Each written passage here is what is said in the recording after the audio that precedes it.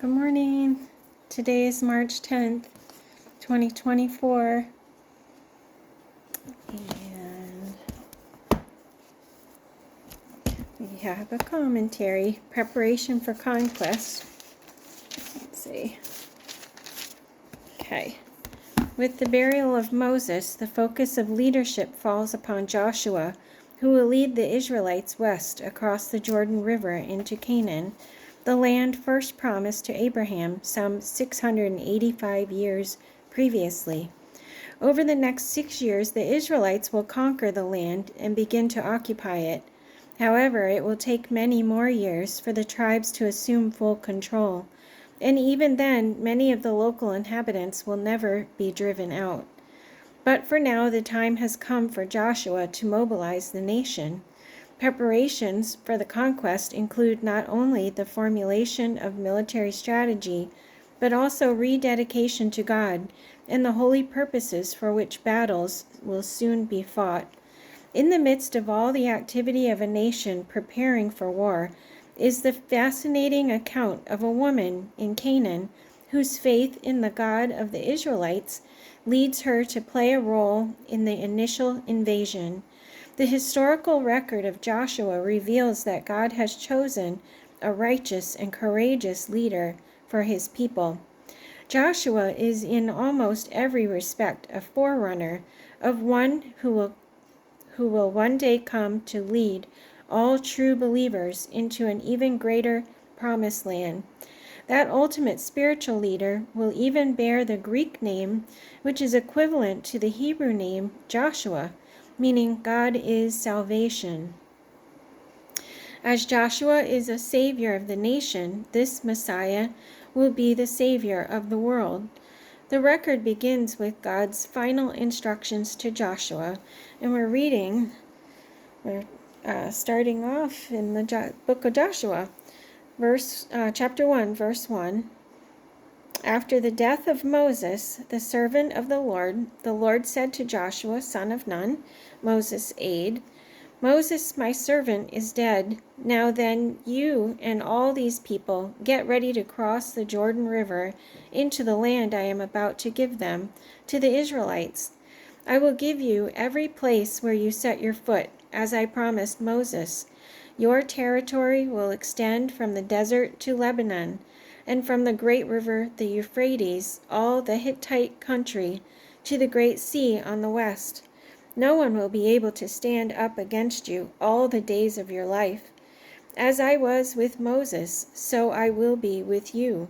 I will never leave you nor forsake you. Be strong and courageous, because you will lead these people to inherit the land I swore to their forefathers to give them. Be strong and very courageous. Be careful to obey all the law my servant Moses gave you. Do not turn from it to the right or to the left, that you may be successful wherever you go.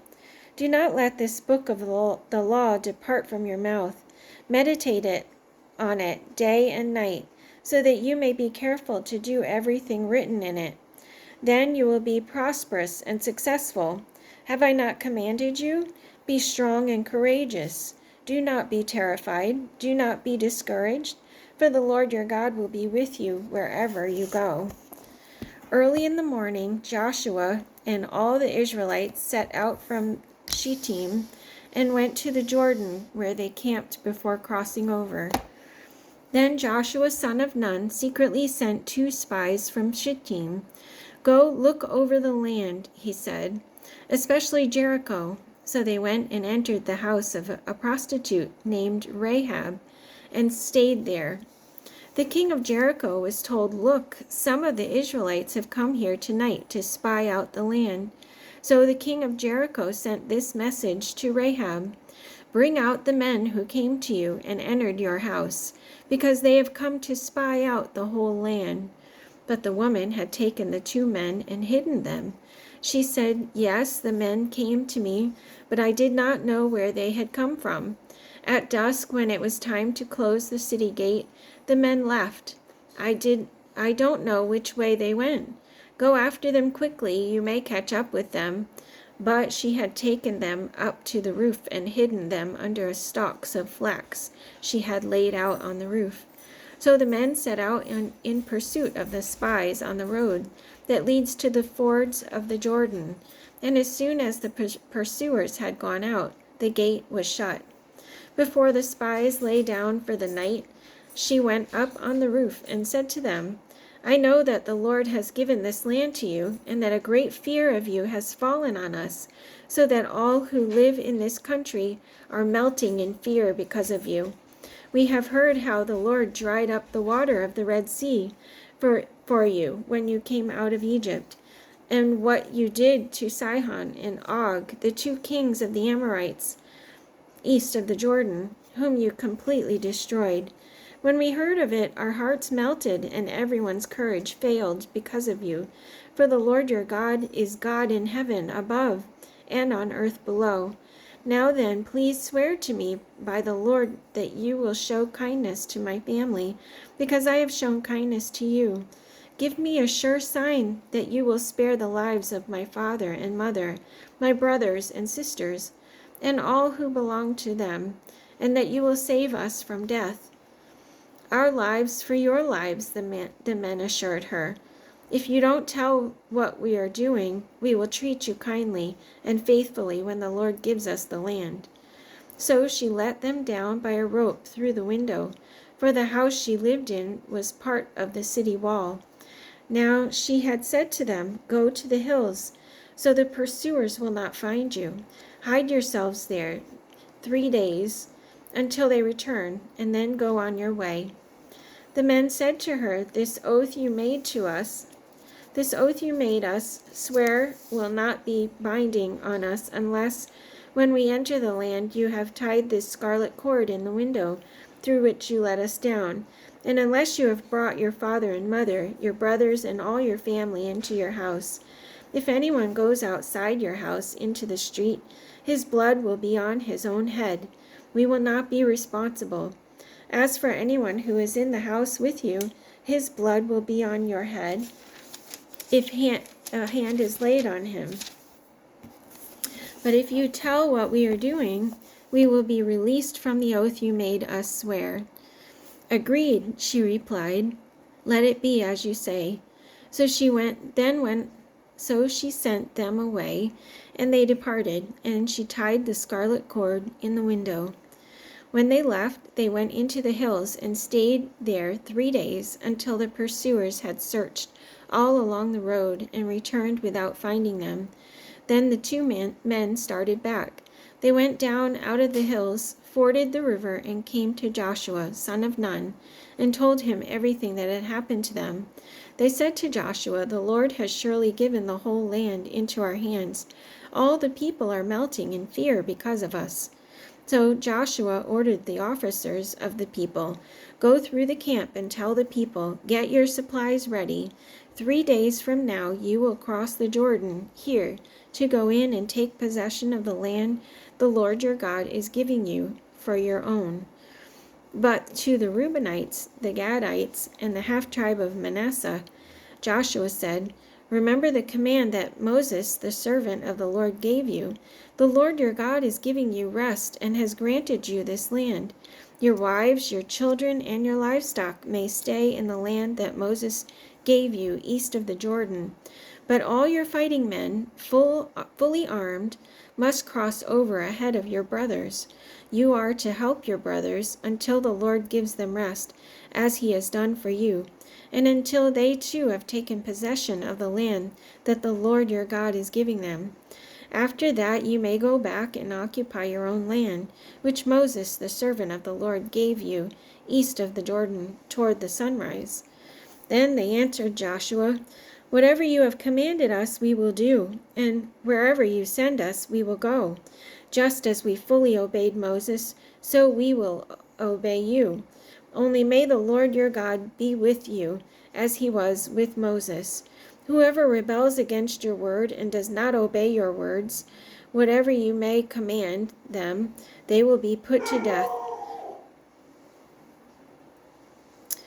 Only be strong and courageous. After 3 days, the officers went throughout the camp, giving orders to the people. When you see the ark of the covenant of the Lord your God, and the priests who are Levites carrying it, you are to move out from your positions and follow it.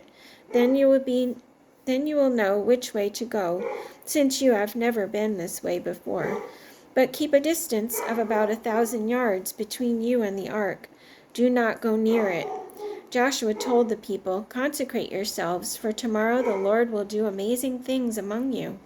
Joshua said to the priests, "Take up the ark of the covenant and pass on ahead of the people." So they took it up and went ahead of them. And the Lord said to Joshua, "Today I will begin to exalt you in the eyes of all Israel, so they may know that I am with you, as I was with Moses. Tell the priests who carry the ark of the covenant, when you reach the edge of the Jordan's waters, go and stand in the river." Joshua said to the Israelites, "Come here and listen to the words of the Lord your God. This is how you will know that the living God is among you, and that he will certainly drive out before you the Canaanites, Hittites, Hivites, Perizzites, Girgashites, Amorites, and Jebusites. See, the ark of the covenant of the Lord of all the earth will go into the Jordan ahead of you. Now then, choose 12 men from the tribes of Israel, one from each tribe. And as soon as the priests who carry the ark of the Lord of all the earth, set foot in the Jordan, its waters flowing downstream will be cut off and stand up in a heap." So when the people broke camp to cross the Jordan, the priests carrying the ark of the covenant went ahead of them. Now the Jordan is at flood stage, all during harvest. Yet as soon as the priests who carried the ark reached the Jordan, and their feet touched the water's edge, the water from upstream stopped flowing. It piled up in a heap a great distance away, at a town called Adam, in the vicinity of Zarethan, while the water flowing down to the sea of the Arabah, the Salt Sea, was completely cut off. So the people crossed over opposite Jericho. The priests who carried the ark of the covenant of the Lord stood firm on dry ground in the middle of the Jordan, while all Israel passed by until the whole nation had completed the crossing on dry ground. The men of Reuben, Gad, and the half-tribe of Manasseh crossed over, armed in front of the Israelites, as Moses had directed them. About 40,000 armed for battle crossed over before the Lord to the plains of Jericho for war. Joshua set up the 12 stones that had been in the middle of the Jordan at the spot where the priests who carried the ark of the covenant had stood, and they are there to this day. Now the priests who carried the ark remained standing in the middle of the Jordan until everything the Lord had commanded Joshua was done by the people, just as Moses had directed Joshua. The people hurried over, and as soon as all of them had crossed, the ark of the Lord and the priests came to the other side while the people watched. Then the Lord said to Joshua, "Command the priests carrying the ark of the testimony to come up out of the Jordan." So Joshua commanded the priests, "Come up out of the Jordan." And the priests came up out of the river, carrying the ark of the covenant of the Lord. No sooner had they set their feet on dry ground than the waters of the Jordan returned to their place and ran at flood stage as before. When the whole nation had finished crossing the Jordan, the Lord said to Joshua, "Choose 12 men from among the people, one from each tribe, and tell them to take up 12 stones from the middle of the Jordan, from right where the priests stood, and carry them over with you, and put them down at the place where you stay tonight." So Joshua called together the 12 men he had appointed from the Israelites, one from each tribe, and said to them, "Go over before the ark of the Lord your God into the middle of the Jordan. Each of you is to take up a stone on his shoulder, according to the number of the tribes of the Israelites, to serve as a sign among you. In the future, when your children ask you, 'What do these stones mean?' Tell them that the flow of the Jordan was cut off before the ark of the covenant of the Lord. When it crossed the Jordan, the waters of the Jordan were cut off. These stones are to be a memorial to the people of Israel forever." So the Israelites did as Joshua commanded them. They took 12 stones from the middle of the Jordan, according to the number of the tribes of the Israelites, as the Lord had told Joshua. And they carried them over with them to their camp, where they put them down. On the 10th day of the first month, the people went up from the Jordan and camped at Gilgal, on the eastern border of Jericho. And Joshua set up at Gilgal the 12 stones they had taken out of the Jordan. He said to the Israelites, "In the future, when your descendants ask their fathers, 'What do these stones mean?' tell them, 'Israel crossed the Jordan on dry ground. For the Lord your God dried up the Jordan before you until you had crossed over. The Lord your God did to the Jordan just what he had done to the Red Sea, when he dried it up before us until we had crossed over. He did this so that all the peoples of the earth might know that the hand of the Lord is powerful, and so that you might always fear the Lord your God." That day the Lord exalted Joshua in the sight of all Israel, and they revered him all the days of his life, just as they had revered Moses. Now when all the Amorite kings west of the Jordan and all the Canaanite kings along the coast heard how the Lord had dried up the Jordan before the Israelites until we had crossed over, their hearts melted, and they no longer had the courage to face the Israelites. At that time the Lord said to Joshua, "Make flint knives and circumcise the Israelites again." So Joshua made flint knives and circumcised the Israelites at Gibeath Haraloth. Now this is why he did so. All those who came out of Egypt, all the men of military age, died in the desert on the way after leaving Egypt. All the people that came out had been circumcised, but all the people born in the desert during the journey from Egypt had not. The Israelites had moved about in the desert 40 years, until all the men who were of military age when they left Egypt had died, since they had not obeyed the Lord.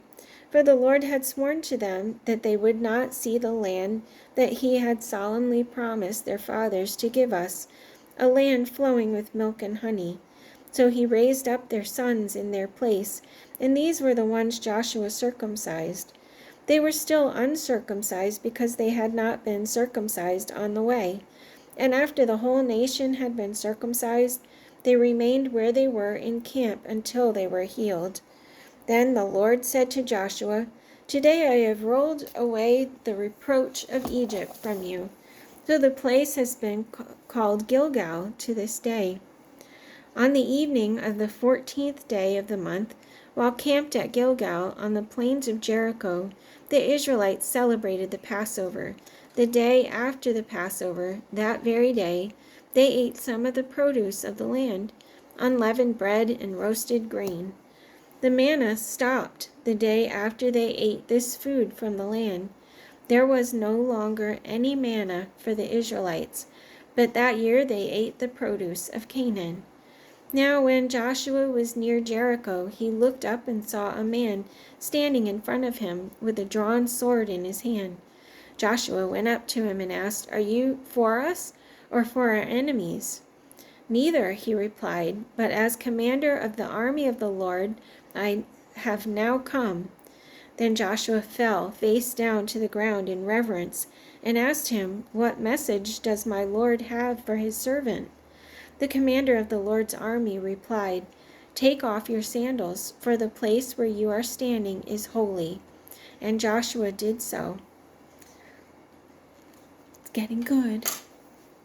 This is exciting to me, and it's like I can't put it down. Anyway, that's it for today. Love you guys. Peace out. Have a good day.